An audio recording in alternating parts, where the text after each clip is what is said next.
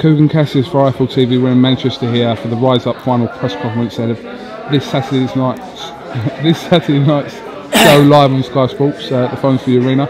With me I've got Anthony Crolla, who faces John Murray. How are you, Anthony? I'm good, Coog. Good. All good. Looking forward to Saturday. Like you say, it was a great turnout for the presser, and I mentioned it in the presser. It's fantastic to be involved in a fight like this where it's received so much interest from the city, and it's just like you say, it's a fight that's captured the city's imagination. Going back to the press conference, John Murray was kind of straight to the point, talking with some of his comments. Yeah. But kind of expected that from John Murray anyway. Yeah, listen, I believe and know John very well, and that's the way John speaks. That's the way John feels like, gets himself fired up. That's, like I say, that's John. I don't take that personal. It's obviously we've got different ways of doing that. We've got different ways of going about it, and say it's on Saturday. Obviously, talk, but all the talking stops on Saturday once that bell goes. Obviously, from my accent, you know that I'm not from Manchester.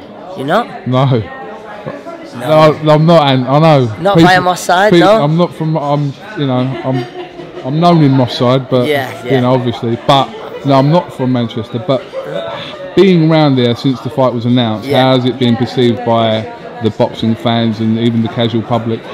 Yeah, it's like I say, we've had great coverage from like papers, just interest from fans, obviously social networks. It's been fantastic, and like I say, I feel sort of lucky. Well, not lucky because I've worked for it, but I feel blessed to be a part of that.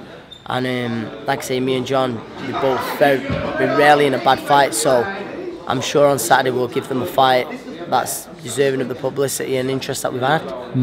I saw you guys on, what's that? Is he here? Sorry to interrupt. It's alright, mate, it's okay, mate. Okay. Alright, they're doing something on Sky. Do you want me now? Yeah, I still want now. I missed one of the head-to-heads earlier, that's all. I saw you on ringside with John the other day, and so kind of when you're being put in that position where you two are sort of sat together, and John's saying what he has, do you feel like you have a need to say something, not in the same context, but kind of similar? You know what, it doesn't bother me. I'm like, since you've known me a long time, I'm laid back. It doesn't, like I say, if John, whatever John feels he has to say, I don't take it personal. I'm just, anything I say is what I believe. Anything that I say is what I believe, and like I say, John, we've both got very different opinions on how the fight's going to go on Saturday. So on Saturday, I'm very confident it's me that'll come out on top. I'm sure of it. But listen, I'm expecting a very tough fight, and John's going to bring what he always does, and that's 110%. So am I, and like I say, John said he believes his best beats my best. I disagree. Joe Gallagher had a small part to play in the press conference again today, but a few comments which some could argue were some were necessary and some maybe weren't, but it all adds to the fight, doesn't it? Because Joe is a kind of small part in this, isn't he? Yeah, he is. It's obviously the history and the build-up, the history between Joe and John, and the build-up sort of around the fight as well.